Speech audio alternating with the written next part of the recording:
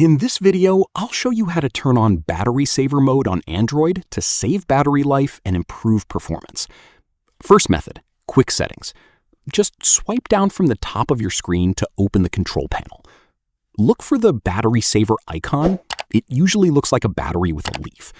Tap on it once and battery saver mode will be activated instantly.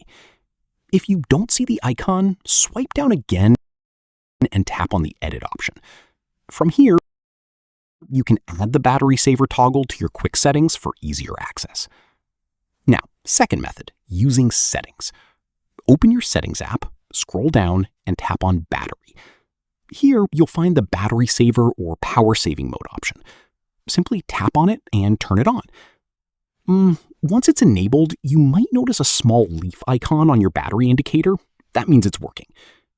So yeah, that's how to enable battery saver mode on Android step by step.